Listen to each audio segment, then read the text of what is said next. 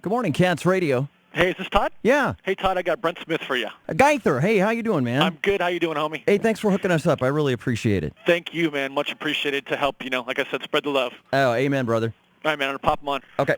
Brent, we're on with Todd. Yeah, what's up, man? Hey, Brent, how you doing, brother? I'm doing well, man. You in Casper, Wyoming? I am, yes, sir. Well, that'll probably set your palate for our little neck of the woods here. Like we say when you come to Central Washington, set your clock back 100 years. But we're looking forward to seeing you. How's the, you guys wrapping up the tour? How's it gone? It's been fantastic. It's been short, but, it's been great. We played, we started talking about it in January of this year. And then, once March rolled around, we were trying to decide whether or not we were going to be able to pull it off. And we were able to put it together, man. It was one of those things where, as the summer got closer and closer, we said, are we going to be able to do this? And, I've known everybody in all the bands for a while, and, it's just one of those things where we wanted to do something different this summer, and, yeah, it's been awesome. How does that work? I think a lot of people think that, every rock band is friends with every other rock band, and you guys are just hanging out all the time. But how's that gone with three other bands for this particular show coming to the Tri-Cities? We've got Puddle of Mud, of course, Seven Dust in 10 Years. You guys, pretty friendly with each other? Yeah, the thing is that over the years, we've all done festivals together, and we've actually been on the road with Puddle of Mud a couple of times and done a few tours. I was, it's kind of funny. I watched 10 Years grow up. We're from the same hometown because I'm from Knoxville, Tennessee, and so are they. And, the guys in Seven Dust, we've known them for, a while now. The thing is that, with this tour, we're all managed by the same company. Mm-hmm. Like I said, we talked about it earlier in the year, putting it together. It just was able to come to fruition. Well, just 3 shows left on the Carnival of Madness tour. We're talking with Brent Smith, vocalist, lyricist of your headliner, Shinedown. Going to be performing Friday night, Toyota Center in Kennewick. I didn't realize that the show coming up on Friday night is the final one of the tour, and you guys are going to have the cameras rolling and potentially going to be slapping a DVD together. Is that the first project like that you guys have taken on? Well, the thing is that this is the second DVD that we've done. Actually, it's the third. Okay. DVD.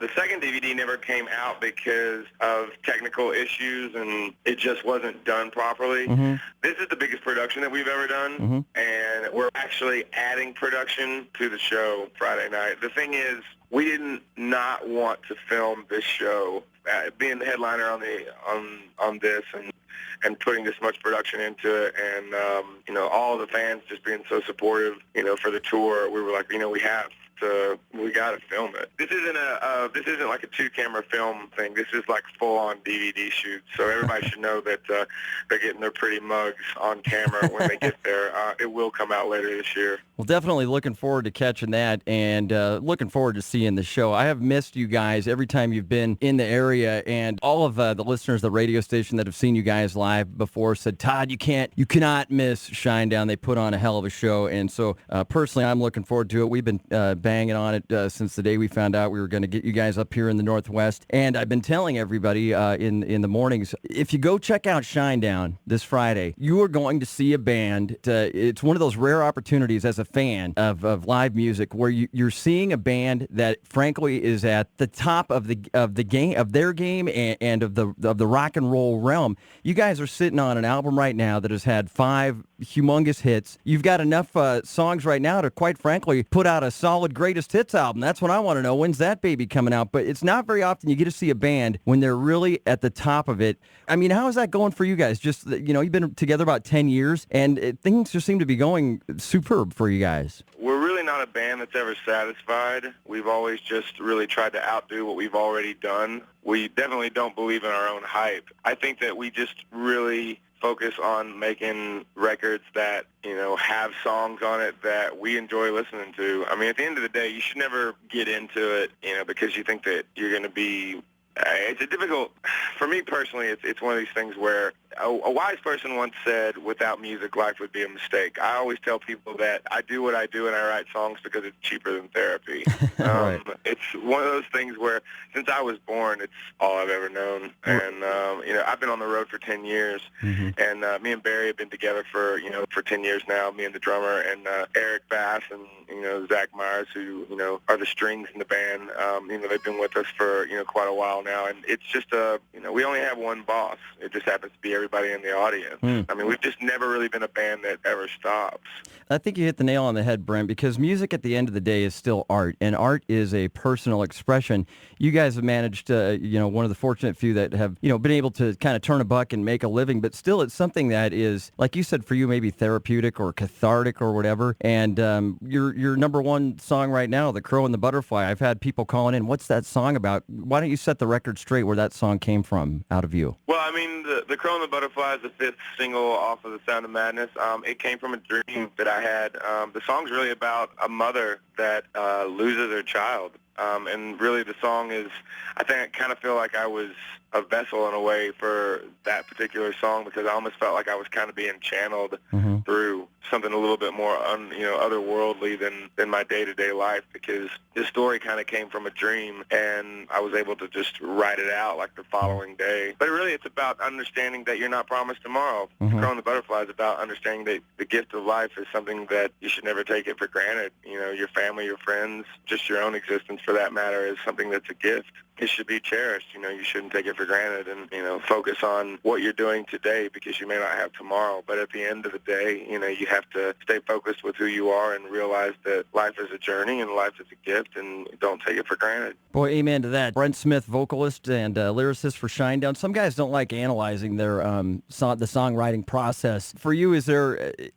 kind of something that you do, or is it something like that? Just in that instance, a dream. But does it come to you? Do songs come to you differently all the time, or do you actually sit down? And even when I say, like with the Crow and the Butterfly, it was a dream. Like, I don't want people to think that it was just something that I just got up and it just like came to me naturally. It was one of those things where, me personally, I talk about life experiences and what I've been through.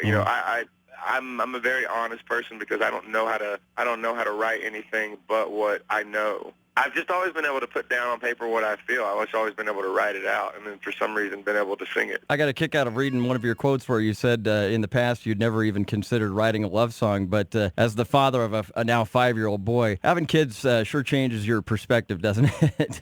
Yeah, he's not 5 yet. So I gotta pull you back a little bit. He's actually 2.5. Right.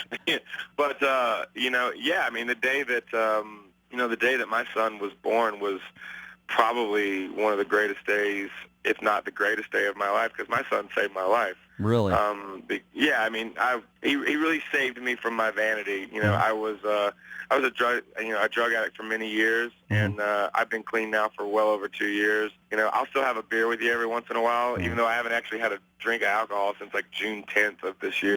But it's just one of those things where I didn't want to be a rock and roll cliche. Right. I don't necessarily focus on living that lifestyle.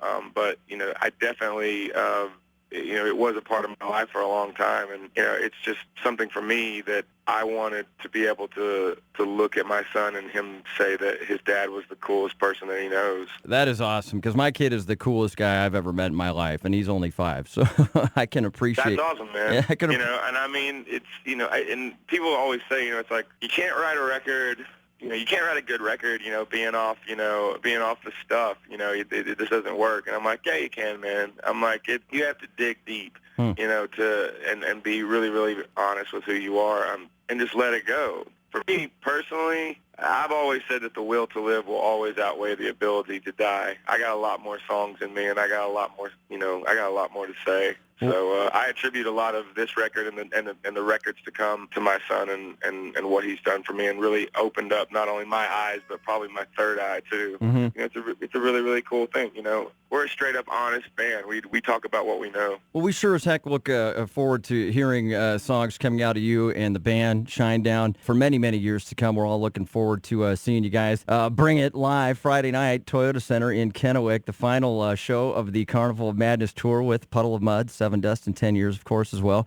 Going to be filmed, going to be put on one of those digital video discs that seem to be so popular these days. Brent, I know you probably got a ton of other stuff to do, but before I cut you loose, one more song question. Who did you listen to where you wanted to get into music, and then who do you think influences you and maybe influence your songwriting abilities? My biggest influence came a lot from soul music. I'm a huge Otis Redding fan, and Al Green, Sam Cooke, Marvin Gaye. On the female side of that, I'm really into Nina Simone and Ella Fitzgerald and Billie Holiday. That's more for the aspect of just the style of the singing.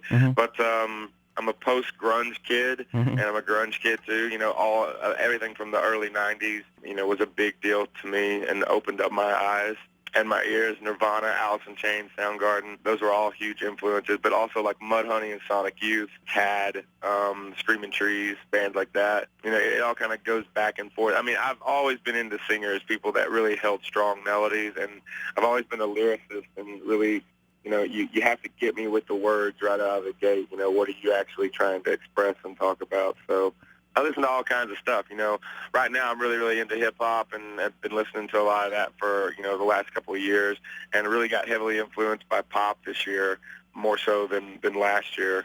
And, yeah, man, it's always good to get on a roller coaster ride, man, and go up and down. Peaks and valleys are always keep you guessing mentally. Like I always say, there's only two kinds of music in the world, good and bad, the kind I like and the kind I don't like, and God bless you for it. Brent Smith, thank you so much for your time, man. Truly appreciate it. It was just a kick getting to have a few moments with you, and it's going to be even better. I know it. I can't wait for Friday. We'll see you down in the Tri-Cities, man. Yeah, man, we'll see you soon. All right, Brent, take care, brother. All right, bye-bye. Peace.